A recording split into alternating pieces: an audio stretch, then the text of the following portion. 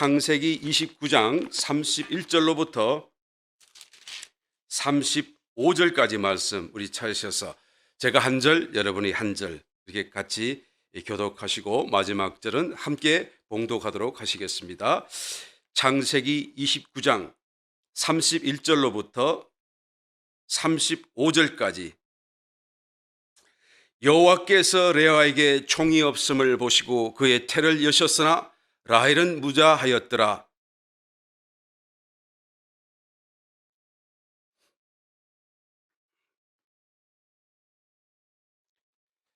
그가 다시 잉태하여 아들을 낳고 가로되 여호와께서 나의 총이 없음을 들으셨으므로 내게 이도 주셨도다 하고 그 이름을 시므온이라 하였으며,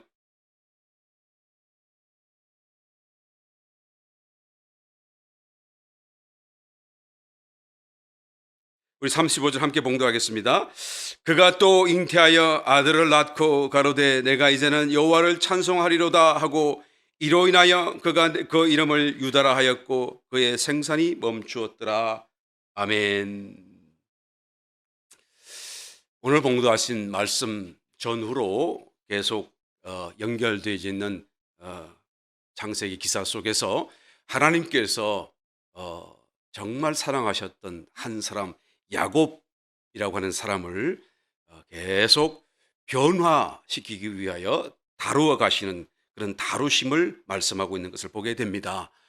그의 삶 속에 가장 먼저 하나님이 어떤 그 변화를 위한 다루심의 어젠다, 어떤 그런 하나의 어떤 주제로서 하나님께서 하나의 칼을 빼 드신 것이 있다고 한다면 바로 오늘 봉독하신 말씀 속에 잠깐 소개되고 있는 그런 하나의 어떤 기호의 문제, 선호의 문제.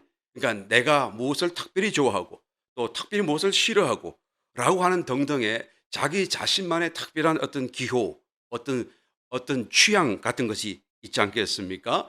이 문제를 다루고 있다는 것을 보게 되는 거예요. 우리는 이 말씀을 다시 한번 살펴보시기 전에 우리가 스스로 한번 질문해 봅니다. 나는 나에게 있는 나만의 특별한 기호를 나는 포기할 수 있을까? 나는 그것을 너무 좋아하는데, 나는 저것을 너무 좋아하는데, 나는 이것이 없으면 안 될 것 같은데 라고 하는 등등의 어떤 기호를 나는 스스로 하나님을 위하여, 신앙을 위하여 포기할 수 있을까라는 한번 질문을 우리 한번 하고 시작해야 할 것 같습니다.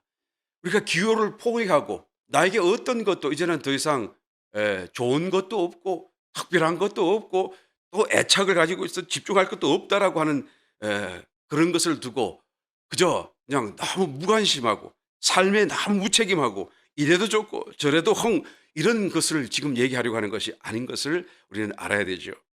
여러분, 이 기호의 문제가 굉장히 중요합니다. 우리가 생각하는 그 이상으로 아주 중요한 문제인 것을 성경은 말씀해 주고 있죠. 우리의 신앙 여정 속에서 반드시 이 문제를 한번 깊이 들여다보아야만 한다라는 것이죠. 이것은 직접적으로 죄를 짓고 안 짓고의 문제가 아닙니다. 예. 그런데 하나님이 간섭하시는 것이 없는데도 불구하고 내가 단독적으로 어떤 것을 하기를 결정하고 어떤 것을 취할 것을 선택한다고 한다면 여러분, 그것이 범죄의 영역에서 자유로울 수가 있을까? 내가 범죄의 영역을 피할 수가 있을까? 그것이 범죄하는 일과 무관하게 나는 참으로 거룩한 선택만을 할 수 있을까? 하나님 앞에서 인정될 수 있는 그런 하나의 선한 일만 나는 계속 선택하고 기뻐하고 나는 그것을 참으로 기호로 여기면서 그 일만을 내가 해나갈 수가 있을까? 라는 하나의 질문과도 같은 것이죠. 여러분, 이 기호, 내가 무엇을 좋아하고 내가 무엇을 더 참으로 기뻐한다라고 하는 어떤 나의 어떤 취향, 내적인 취향이라고 하는 것을 우리는 정말 한번 깊이 들여다보아야 돼요. 예. 왜냐하면 이것이 실제적으로 죄를 짓고 죄를 안 짓고의 문제, 직접적인 그런 어떤 그런 범죄가 아니라고 할지라도 그러나 이런 모든 범죄하는 일과 연관되어져 있기 때문에 그런 것이죠. 내가 하는 모든 선택이 정말로 거룩하고 정말로 죄가 없는, 죄하고는 상관이 없는 그런 것만 나는 좋아할 수가 있을까라는 거예요. 이 기호라는 것이 우리의 삶 속에 또 신앙적인 삶 속에도 얼마나 방대하게 그 삶의 영역 속에 또 사용되고 또 적용되고 있는가라는 것을 우리가 한번 살펴보게 되면 깜짝 놀랄 정도이죠. 그래서 이것을 우리는 정말 잘 통제해야 되고 또 그것을 고칠 것을 고쳐 나가야 우리는 정말 거룩한 삶으로 하나님이 기뻐하시는 그런 변화된 존재로서 또한 살아갈 수 있게 된다라는 거예요. 너무나 중요한 것이죠. 이 야곱을 변화의 길로 인도하시면서 하나님이 가장 먼저 그에게 이제 끄집어든 하나의 부분이 무엇입니까? 이 기호의 문제예요. 그가 무엇을 좋아하고 무엇을 싫어하는지를 하나님이 보게 하시고 그것이 잘못되어지고 그렇게 해서는 안 된다는 것을 그로 하여금 깨닫게 만드는 이 일을 하나님이 가장 먼저 시작하는 거예요. 그런데 우리는 야곱과도 같아서 우리도 마찬가지, 야곱도 마찬가지. 야곱은 그런 부분에서 사실 대표적인 사람 아니겠습니까? 쉽게 포기하지 않아요. 자기가 원하는 것, 자기가 갖기를 원하는 것은 반드시 취하고 마는 그런 아주 집착이 강한 사람이었던 것을 보게 되죠. 쉽게 포기되지 않습니다. 이것을 생각할 때마다 저에게는 한 가지 단어가 생각나는 것이 있습니다. 그것은 좀 어려운 단어인데요. 역린이라고 하죠. 역린이라고 말하는 역, 거스린다는 뜻이 되고요. 린은 비늘이라는 뜻이죠. 그러니까 용의 그 몸에 붙어 있는 그런 비늘이 많이 있는데 사람들이 그 수를 세어 보니까 81개 비늘이 있다고 그렇게 얘기해요. 이게 다 거짓말이겠죠. 지어낸 얘기겠죠. 누가 용을 봤나요? 그러니 보지도 않은 사람들이 어떻게 용의 비늘까지 다 셀 수가 있나요? 여하튼 사람들의 얘기로 보게 되게 되면 용에는 몸에 붙어 있는 비늘이 81개가 있는데 그 중에 딱 하나 목 아래에 있는 그런 비늘이 거꾸로 붙어 있대요. 예, 그것을 거꾸로 거스린다고 해서 영린이라고 이름을 붙여 놓은 것이죠. 그런데 이 영린을 건드리게 되면 용은 아주 막 분노를 하고 날뛴다. 일종의 급소와 같다라고 사람들이 그렇게 말을 하는 거예요. 예, 사실인지 아닌지 뭐 우리가 확인할 수 없는 부분이고 아마 지어낸 얘기라고 저는 믿습니다만은 여하튼 이런 단어가 생겨났는데 이 단어가 오늘날에 와서는 좀 더 광범위하게 적용되고 있는 것 같아요. 그래서 그냥 좀 더 확장된 의미 속에서 우리 아클레스 건, 그죠? 이 건드린다 그런 말이 있고 그냥 나의 콤플렉스, 어떤 흑역사 뭐 이런 것까지도 다 포함을 해서 말하는, 그래서 누구라도 그것을 양보할 수 없는 자기만의 아주 어떤 독특한 그런 어떤 취향, 권한 뭐 그런 것을 아마 포함하는 단어라고 말하면 좋겠습니다. 어떤 사람에게는 먹는 거가 영린인 사람이 있어요. 어떤 사람이 자기 집 근처에 어떤 자기가 좋아하는 그런 식당이 하나 있었는데 그 식당이 갑자기 문을 닫았대요. 예, 지금 갑자기 닫은 게 아니고 그전에 닫았대요. 그러니까 뭐 그 소식을 듣고 그냥 격하게 이렇게 눈물을 흘리는 것을 제가 들어본 적이 있습니다. 여러분 식당이 없어졌는데 그렇게 그냥 격하게 눈물을 흘릴 일인가요? 우리는 이해가 안 될지 모르겠지만 그 사람에게는 영린이 되어서 그것이 꼭 있어야 될, 포기할 수 없는 그런 것이라고 말할 수가 있겠죠. 그러니까 영린이 무엇인지 각 사람마다 다 다를 수밖에 없습니다. 그런데 무엇이든지 간에 그것이 정말로 자기에게 두텁게 남아있는 사람이라고 한다면 그것 때문에 어떻게 하나님 음성을 들을 수 있겠는가? 그죠? 혹시 듣는다고 할지라도 과연 그것 때문에 그것을 버리고 하나님 앞에 또한 순종할 수가 있기나 하겠는가라는 것을 우리는 생각해 볼 수밖에 없는 거예요. 여러분 성도 간에도 서로 좋아하는 사람이 있고 또 별로 좋아하지 않는, 뭐 솔직히 말해서 그래서 그렇게 별로 같은 교회를 다니지만 같은 교회 지체임에도 불구하고 별로 대화를 하지 않는 그런 대상도 있지 않아요? 이래서는 안 된다라는 것이죠.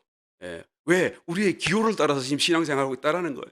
그러니까 내가 좋아하는 성도도 좋아하지만 내가 별로 좋아하지 않았던 성도도 좋아하고 관심을 갖고 나의 또 다른 한 부분이고 지체라는 생각 속에서 그를 위하여 기도하고 염려하고 또한 관심을 가지는 일이 우리에게는 자연스럽게 일어나야 나에게는 이 교회의 문제가 어느 정도 조금 다루어져 있다라고 말할 수가 있겠죠. 목사인 저도 정말 솔직한 얘기로 여러분 어떤 사람은 기도를 해도 간절하게 기도가 되고 어떤 사람은 기도가 좀 간절하게 하고 싶은데 간절하게 안 될 때가 있어요. 이거 뭐 내 힘으로 되는 게 아니고 왜 안 되지? 더 해야 되는데 그러면서도 잘 안 되는 그런 사람이 있어요.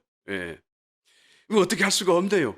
왜 그럴까 하면 생각해 보게 되면 그 사람이 나한테 좀 잘해줬거나 그런 사람이 저절로 잘 되고 뭐 잘 안 해준 사람은 뭐 그런 건 아니고 그런 수준은 아니고 여하튼 간에 뭐 그런 게 있어요. 그래서 이런 걸 느낄 때마다 항상 회개해야 된다, 회개할 부분이다라는 생각을 늘 갖고 있습니다.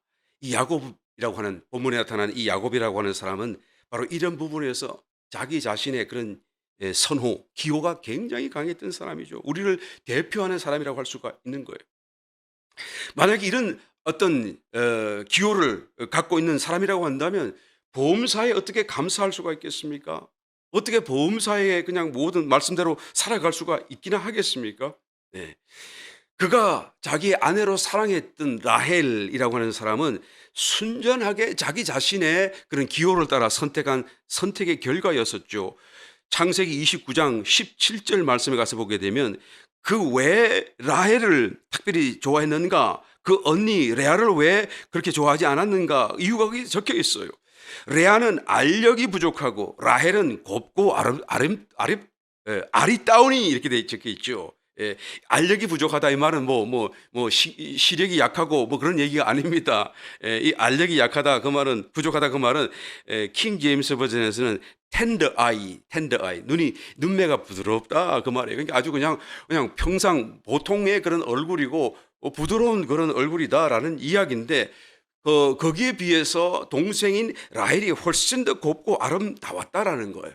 그러니까 그 곱고 아름다운 라헬과 비교했을 적에는 부족하기 때문에 이 레아를 별로 마음에 두지 않았다라는 것을 지금 말해주고 있는 것이죠. 나중에는 원하지는 않았지만 자기 마음에 없는 그런 레아와도 결혼을 하게 되게 되고 자기 아내가 되게 되는 그런 상황이 벌어지지 않습니까? 예. 그런데 성경에서 좀 더 자세히 살펴보게 되면 이 야곱이 레아를 다만 사랑하지 않았다, 다만 원치 않았다라는 정도가 아니라 아주 좀 미워했다라는 말까지 성경에 말하고 있는 것을 보게 되어져요. 깜짝 놀랄 부분이 아닐 수가 없는데요.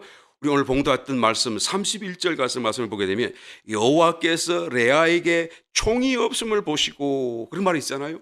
그러니까 하나님이 보시기에도 야곱이 라헬을 사랑하는데 레아는 사랑하지 않아요. 근데 이 총이 없다는 이 말의 의미는 뭔가 하면 헤이트했다 그 말 헤이트. 그러니까 아주 미워했단 말이에요. 그만 사랑하지 않았다는 것이 아니라 미워했다라는 것을 보게 되는 것이죠. 정말 미워하는 사람과 부부가 되어져서 자식을 낳고 또 한평생을 살아간다는 것이 얼마나 사실 괴로웠을까 새롭게 한번 우리가 생각해 보기 되는 부분이 아닐 수가 없습니다.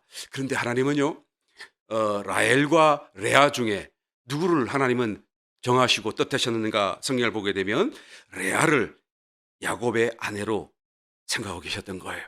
그리고 그 레아를 정말로 그 야곱에게 아내로 정실 부인으로 주는 것을 하나님이 정해두셨다라는 것을 성경은 볼 수가 있습니다. 창세기 49장 찾아보지는 않겠습니다. 29절 이하의 말씀을 가서 보게 되면 마침내 그 아내 레아가 죽었을 때 이 야곱은 그 아내 레아를 마음에도 별로 두고 안고 살다가 나중에는 정말로 그것이 하나님의 뜻인 것을 깨달은 것 같아요.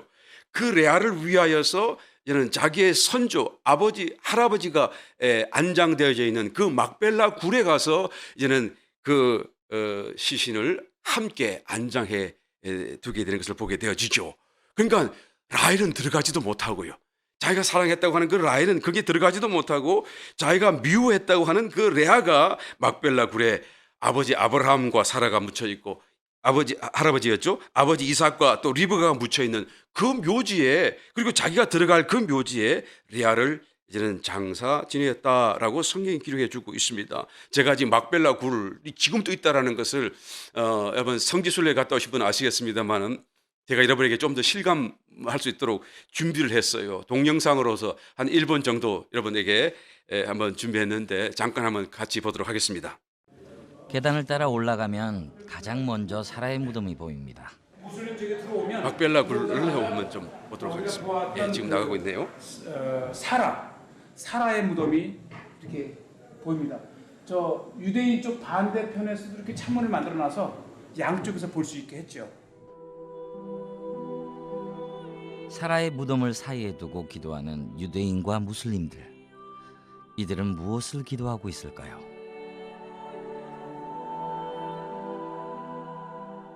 모슬렘 지역에 들어오면은 두 개의 큰 무덤이 있는데요. 오른쪽이 이삭의 무덤이고 왼쪽이 리브가의 무덤이 있습니다. 이삭과 리브가의 무덤. 유대인들은 이곳에 들어올 수 없기 때문에 사진으로밖에 볼 수 없는 무덤입니다. 비록 구분은 되어 있지만 막벨라 굴은 한 건물 안에서 유대인과 무슬림이 기도하는 유일한 장소입니다. 사실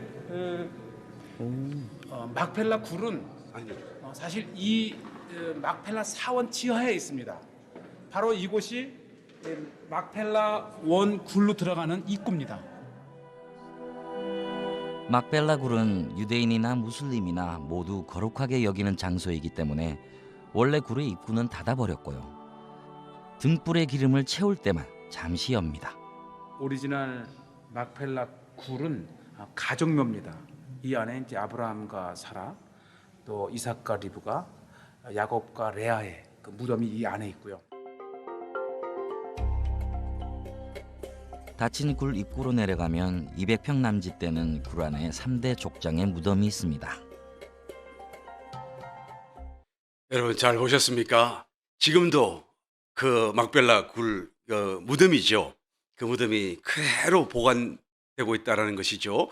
여러분이 보셨던 그 위에 이렇게 올라와 있는 그 석실 아래에 있는 큰 무덤들은 다 가묘예요. 진짜 무덤은 그 밑에 석실 아래 바로 그 밑에 지금까지도 그대로 아브라함, 사라, 이삭, 리브가 그리고 야곱과 레아의 그런 시신이 안장되어져 있다는 것을 보고 있습니다. 이것을 보면서 정말로 하나님의 뜻은 언제나 분명하시고 영원하시다 하는 것을 우리는 새롭게 느끼게 되는 것이죠. 다만 자기 눈에 보기에 좋아 보였던 그 라헬을 선택한 그 야곱, 그 인간의 그 선호를 따라 선택하며 살아갔던 그 행위가 지금 무덤을 통하여서 지금까지도 하나님의 뜻은 여기에 있고 하나님의 뜻은 이것이다라고 묵묵히 말씀하시는 그 메시지 앞에 뭔가 나도 그런 것 같아서 정말 수많은 해환과 부끄러움을 느끼게 만들어주는 그런 현장이 아닌가 생각이 되어집니다.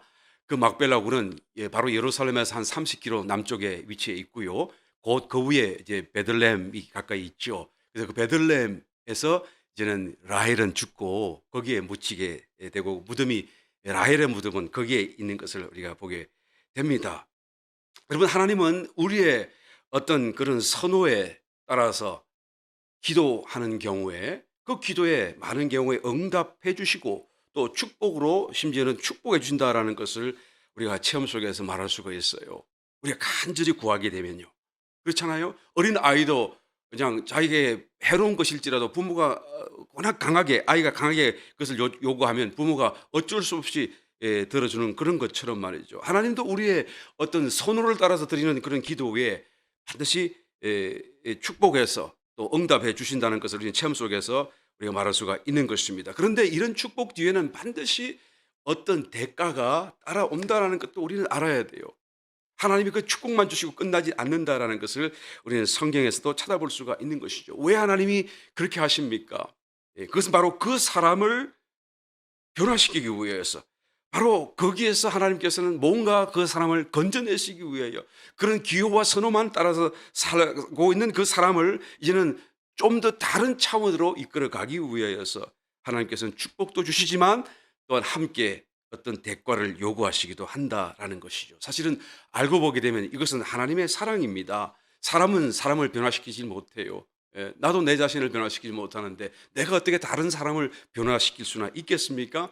그러나 하나님은 달라요. 하나님은 그냥 우리를 그냥 두시지 않고요. 반드시 하나님이 정하신 그 영광스러운 아들들의 모습으로 우리를 변화시키기 위하여 하나님은 하나님의 모든 지혜와 능력을 총동원하시면서 우리를 건드리시고 우리를 또한 인도하시며 이와 같은 삶과 형편 속에서 축복도 주시고 고난과 문제 속에도 걷게 하셔서 우리를 변화시킨다라는 것을 보게 되는 것이죠. 자신만의 고유한 내 자신에게만 있는 그런 어떤 선호를 가지고 어떤 나는 이것이 좋아, 나는 이거 놓을 수 없어 라고 하는 것은 바로 그 자체로 내가 하나님과 떨어져 있는 것을 증거해 주는 거예요. 내가 만약에 가진 어떤 좋은 어떤 기호가 나만의 것이 아니고 저도 있고 저도 있고 다른 모든 사람에게 함께 있다고 한다면 그것은 나만의 고유한 어떤 그런 어떤 조한하는 것이라고 말할 수 없겠죠. 기호라고 말할 수 없겠지요. 여러분 교회는 단체예요.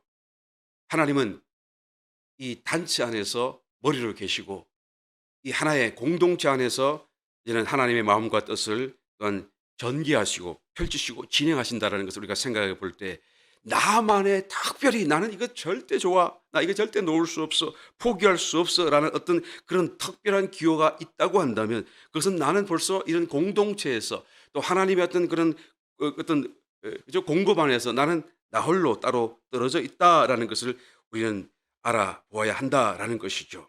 예.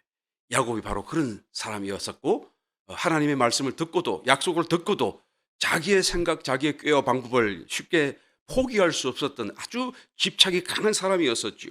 하나님은 이 부분을 먼저 다루기 원하시는 것입니다. 그래서 제일 먼저 여인들을 사용하시죠. 예. 4명의 여인들을 사용합니다. 이 기호의 그런 어떤 문제를 다루어 가시기 위하여서 4명의 여자를 그에게 아내로 주시고 또 이 4명의 여자 사이에서 12명의 자식들을 낳게 하시고 그리고는 이 대가족 속에서 수많은 문제와 어려움을 통하여서 그가 깎이고 바뀌고 변화되어서 정말 정금같이 빛나는 하나님의 사람으로서 거듭나는 일을 하나님은 만들어 가신다라는 것을 보게 되는 것이죠. 자기가 사랑했던 여인 라헬에게서는 오직 2밖에 자식이 없었고 자기가 미워했다고 하는 그 레아에게서는 6명이나 자식이 생겨났고요. 그리고는 각각의 그 2 여종을 통하여서 각기 2씩 그래서 4명 총 12명의 아들이 이제는 생겨나게 된 것이죠. 남편 야곱의 사랑을 독차지하기 위해서 2 여자의 시기와 질투 속에서 이 아들이 태어난 거예요. 그러니까 이 아들들도 그 시기와 질투를 그대로 물려받았지 않겠어요? 그 뒷이야기는 다시 또 성경에 나오니까 다음에 또 계속해서 살펴보기로 하고요. 여하튼 대대로 이런 시기와 질투 속에서 정말로 그냥 평생토록 야곱은 마음의 고뇌, 고통을 떨쳐버리지 못한 채 이 자기의 선호의 문제를 벗어버릴 수 있도록 다루심을 받았다라는 것을 보게 되는 것입니다. 레아와 라헬은 2 자매였었지만 서로 자매지간이었지만 그들의 시기와 질투는 하늘을 찌를 정도였었지요. 그래서 먼저 레아가 아들을 낳았습니다. 그 아들의 이름을 르우벤이라고 지었죠. 보라 아들이다 그렇게 말을 하는 거예요. 아들이다. 그러니까 의기양양했습니다. 이 레아가요. 자, 너는 아들도 낳지 못하는 것이라고 하는 그런 아주 뉘앙스가 담겨져 있는 그런 하나의 이름을 그 첫째 아들에게 지은 거예요. 그리고는 또 둘째를 낳았습니다. 이제 시몬이라고 불렀어요. 이름을 지었었습니다. 그러니까 남편의 사랑을 라헬에게 뺏긴 그 서러움, 그 첫째 아들을 낳고도 여전히 남편은 라헬을 사랑하는 그런 서러움을 이제는 이 이름에 표현하고 있는 것이죠. 내 슬픔을 여호와께서 들었다라는 뜻이니까요. 여호와께서 나의 마음 슬픔을 들으셨다라는 이름으로 둘째 아들 이름을 시몬이라고 짓는 거예요. 세 번째는 또 레위를 낳았죠. 레위라고 하는 것은 결속한다라는 의미를 가졌는데요. 라헬이 아들을 하나도 못 낳았을 때 레아는 3명이나 낳았기 때문에 이제는 정말 이제야말로 야곱이 나와 하나 되고 내 것이 되었다라고 하는 그런 야심 마음을 이 이름 속에 또한 감정이입하여 지어놓은 것을 보게 되는 것이죠. 그 다음에 4번째 아들을 낳았습니다. 이름은 유다예요. 유다는 찬송이다라는 말이죠. 오늘날 말로 하면 할렐루야 하고 찬송하는 것이죠. 이게 모든 것이 자기에게 유리하게 돌아가는 그런 상황에 대해서 할렐루야를 외친 겁니다. 그런데 이것이 정말 찬송이 되는 것입니까? 자기 자신만을 중심에 두고 정말 이기적인 그런 생각 속에 하는 찬송 아니겠어요? 이것이 찬송임에도 불구하고 과연 찬송이라고 말할 수 없는 그런데 하여튼 이름을 그렇게 찬송이라고 지었었어요. 여러분 이 정도 되게 되면 야곱은 이제는 남편이 아니라 그것을 또 경계를 뛰어넘어서 이제는 그 2 사람과 가족들에게는 우상이 되어버린 것이다라고 말할 수가 있는 것이죠. 내게 유익이 되면 그것은 할렐루야가 되고 나에게 유익이 되지 않으면 질투와 원망이 그대로 고스란히 드러나게 되는 여러분 이런 하나의 갈등과 구조 속에서 이것이 과연 신앙의 모습이다라고 말을 할 수가 있겠습니까? 레아가 4 아들을 낳고 이제 출산이 멈추어졌습니다. 그럴 때 이제는 그때를 참지 못하고 기다리고 있던 이제 라헬이 자기의 여종을 빌하를 이제는 남편에게 주고 나 대신 아들을 낳아라. 그랬더니 그 빌하가 그냥 충성되게 또한 아들을 낳아줬어요. 그 첫째 아들을 또 뭐라 이름을 짓습니까? 단이라고 지었잖아요. 심판이라고 짓는 것이죠. 하나님이 자기의 억울함을 듣고 판단하셔서 이제는 아들을 주셨다라는 그런 의미로서 단이라고 짓는 거예요. 그러니까 자기의 마음을 거기다 그냥 딱 표현하고 있는 것이죠. 그 다음에 또 둘째 아들을 낳았습니다. 납달리라고 이름을 지었죠. 이것은 경쟁하여 이겼다라는 그런 의미, 나의 씨름이라는 그런 이름의 표현이 말의 의미가 들어있는 것이죠. 내가 내 언니를 이겼다. 내가 이제 납달리를 얻음으로써 언니를 이겼다. 레아를 이겼다라고 하는 그런 여러분 처절한 싸움과 질투, 그다음 시기, 그런 어떤 마음과 형편들이 이 자녀들의 자식들의 이름 속에 고스란히 담겨져 있는 것을 보게 되는 것입니다. 또 이에 레아는 가만히 있지 않습니다. 자기도 그냥 자기에게 딸려있는 실바라고 하는 여종을 야곱에게 보내고는 나 대신 이제 나를 못 놓으니까 너라도 놓아라 하고 그냥 보냈더니 또 실바가 아들을 낳았어요. 이름을 갓이라고 지었습니다. 갓은 군대라는 의미죠. 군대가 온다. 그러니까 이 갓을 낳았을 때는 이제 5명의 아들이 자기에게 생긴 거잖아요. 자기에게는. 그러니까 이제 자신감이 가득 찬 거예요. 그러니까 자신감을 가졌다라는 말을 이 갓이라는 이름 속에 담고 있는 거예요. 그리고 또 아들을 낳았습니다. 아들 이름이 아셀이라고 지었어요. 복되다, 행복하다, 나는 행복하다, 나는 아들 이제는 6을 두었으니 더 이상 좋을 수 없다라고 하는 그 만족감을 이 이름 속에 표현하고 있는 것이죠. 그런데 하나님은 놀랍게도 한 걸음 더 나가서 또한 레아에게 또 아들을 둘이나 더 더하여 주셨어요. 이제 그 다음 아들 이름이 이사갈이죠. 이사갈이라고 하는 이름은 보상이라는 의미죠. 무엇에 대한 보상입니까? 여러분 잘 알고 있듯이 그 내용의 합한채라는 것을 이제 라헬이 그에게 주고 레아의 아들이 르우벤이 가져와서 주고 그것을 받아다가 라헬이 빼앗아가면서 대신 남편을 오늘 너에게 준다라고 하는 그런 무슨 자기들 간의 계약 같은 하나의 그런 이야기가 여러분 성경에 기록되어 있지 않습니까? 그래서 바로 그 사건이에요. 이 합한 채를 이제는 동생 라헬에게 뺏기고 그 보상으로 이제는 남편을 얻었는데 그 사이에 아들이 난 거예요. 그 아들 이름이 이사갈이죠. 여러분 이 상황이 어떤지 여러분 잘 한번 생각해 보시기를 바랍니다. 처음에는 야곱이 내가 사랑하는 사람 여인을 내가 선택하고 내가 내 아내로 삼고 내가 그를 위하여 내가 그냥 충성하고 세월을 보내고 힘을 다하여 애를 썼지만 그래서 내가 아내를 내가 얻었다라고 생각하고 나는 행복하다, 행복할 것이다라고 생각했지만 이제 보십시오. 이제는 두 여인 사이에서 심지어 내 여인 사이에서 여기로 보내지고 저기로 보내지고 자기의 마음대로 결정하지 못하잖아요. 마치 배구공같이 토스를 당하고 그죠? 오늘 밤엔 저기를 가라 여기를 가라 이런 더 이상 자기의 선택을 따라서 선택할 수 있는 상황이 안 된 것을 보게 되는 것입니다.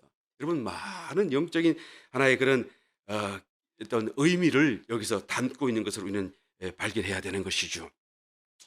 여하튼 그 다음에 또 아들을 낳았습니다. 아들의 이름은 스불론이라고 하죠. 이 스불론은 거한다라는 의미를 가졌는데요. 이는 정말로 레아가 라헬과의 그런 그 어떤 뭡니까 이거 그죠? 감정 싸움 그다음에 이 정분 싸움에서 이 정점을 찍는 그런 하나의 이름이에요. 그러니까 내가 이제는 더 이상 이 사랑 전쟁에서 그냥 질 것이 없고 완전히 승리했다라는 그런 의미로 이 스불론의 이름을 지은 것이죠. 왜가 내가 아들을 6명이나 얻었으니까 이제는 야곱은 영원히 자기와 함께 자기와만 살게 될 것이다라고 하는 그런 소망을 담고 지었던 이름이 바로 스불론이에요. 여하튼 여러분 정말 안타깝기도 하고 놀랍기도 하고 정말로 어떤 이 감정들, 마음들, 시기, 분노 이런 한스러움들이 여러분 이 사건 속에서 이름 속에서 그 의미 속에서 여러분 전달되지 않습니까? 역전의 용사라고 할 수 있는 라헬은 마침내 그 기나긴 그 아들 낳기 경쟁에서 드디어 자기 몸으로 아들을 낳는 데 성공을 하게 되죠. 그래서 아들 이름을 요셉, 11번째 아들 요셉이라고 정하게 되죠. 근데 그 요셉이라는 이름이 더한다는 뜻이에요. 뭘 더한다는 뜻이죠? 다른 아들, 하나님이 한 명 가지면 부족해요. 다른 아들을 더해 주기를 원합니다라고 하는 소망을 담아놓은 이름이에요. 우리 한국말로 하면 뭐 정남 그러면은 딸을 얻었을 때 이제는 딸 말고 아들 낳게 해달라 그런 이름을 붙였던 것처럼 말이죠. 요셉이 그런 이름이 다른 아들을 더해달라 하는 소망이 여기에 담겨 있는 것을 보게 되는 것이죠. 그래서 마지막 아들 베냐민을 또 얻게 되어지게 되고 총 12명의 아들들이 이렇게 이제는 다 이제 낳게 되어지게 되는 것을 보게 됩니다. 그런데 여기서 끝나나요? 그렇지 않습니다. 이 여인들의 질투 속에 태어난 그 야곱의 12아들도 그 질투를 고스란히 물려받았어요. 그리고는 자식들 간에도 서로 질투하면서 나중에 야곱을 요셉을 그 웅둥이에 빠치게 하고 죽이려고 하다가 애굽 땅에 종살이하도록 팔아버리는 이런 매정한 일들을 서슴지 않고 행하게 되는 그런 모습을 통해서 여러분 얼마나 이것이 심각했는가, 이 가정 속에 큰 아픔이었는가라는 것을 생각해 보게 되는 것입니다. 오늘날 여러분 혹시 가정적인 어려움과 형편이 있다고 한다면 여러분 야곱의 형편을 두고 위로받으시길 바라요. 야곱은 하나님의 사랑을 받고 하나님의 그런 인도하는 손길 속에 있었음에도 불구하고 이런 큰 어려움 속에 있었던 것을 보게 되는 것이죠. 여러분의 어려움이 있다는 것은 바로 하나님이 야곱처럼 여러분을 지금도 인도하고 또 변화시키기를 원하신다라는 하나의 강력한 하나의 증거이다라는 것을 우리는 알아야 되는 것입니다. 여러분 이런 가정의 분위기가 항상 따뜻하고 행복했으리라고 우리는 생각해 볼 수가 없습니다. 아마 야곱은 자기의 기호에 따라서 섣불리 선택했던 그 선택을 두고 오랜 세월 속에서 많이 회개했으리라고 생각되어집니다. 여러분 그가 받은 고난은 그가 선택을 잘못했기 때문에 징벌적인 처벌이 아닙니다. 오해해서는 안 돼요. 그런 선택을 하게 만드는 그 야곱 자신의 내적인 존재를 하나님은 다루어 주시고 변화시키시고 이제는 더 이상 알고 있잖아요. 그가 잘못된 선택을 했기 때문이 아니라 그런 선택을 하게 만드는 자신의 존재를 하나님은 주목하시면서 변화시키기를 원하신다라는 것을 보게 되는 것입니다. 그러나 그럼에도 불구하고 이삭보다도 야곱이 더 행복할 수밖에 없는 이유는요, 이삭 속에는 그런 어떤 기질이 남겨져 있음에도 불구하고 그것이 드러나지 않았을 뿐이고 야곱은 이런 것을 드러내게 하시고 하나님 그 존재를 뵐 것이고 고난적인 변화를 통하여서 아주 새롭게 새로운 어떤 피조물 변화의 산물로서 야곱을 다루어 주시고 또한 세워 주셨다는 이 사실이 더 놀라운 축복이고 더 놀라운 은혜라는 것을 우리는 알 수밖에 없는 것입니다. 여러분 말씀을 맺습니다. 하나님 외에 내 마음속에 다른 어떤 것이 좋은 것이 있습니까? 내가 포기할 수 없는 어떤 나만의 특별한 기호가 있습니까? 내가 좋아하는 어떤 것 결단코 내가 이것을 쉽게 놓을 수 없는 것이 있다고 한다면 아직도 야곱처럼 나에게 있어서 기호의 문제가 완전하게 처리되지 않았다라는 것을 말씀해 주고 있는 것이죠. 만약 우리 속에 기호가 전혀 남아있지 않다고 한다면 그러면 모든 성도가 다 비슷비슷하게 외형적인 모습에서도 바뀌어지게 가게 될 것이에요. 그냥 이 성도의 모습도 저 성도의 모습도 얼굴이 다 그리스도의 모습으로 바뀌지 않겠어요? 사람이 나이가 들면은 그냥 이제는 뭐 다 얼굴이 비슷비슷해지는 것처럼 말이죠. 고난과 변화를 두려워하지 말고 정말로 얼마 남지 않은 이때 우리가 피부 절감하는 이때를 사시면서 여러분 그리스도를 더욱 닮아가시기를 결단하시고 더 추구하시고 더 애쓰게 되시기를 그래서 정말 주님 오시는 그날에 주님이 가지신 그 영광의 일부분이라도 우리의 존재를 통하여 또한 나타날 수 있는 그런 놀라운 변화된 하나님의 아들들이 다 되시기를 예수님의 이름으로 축원드립니다. 천명이 내 왼쪽에서 만명이 내 오른쪽에서 엎드러지나 재앙 내게 가까이 못하리.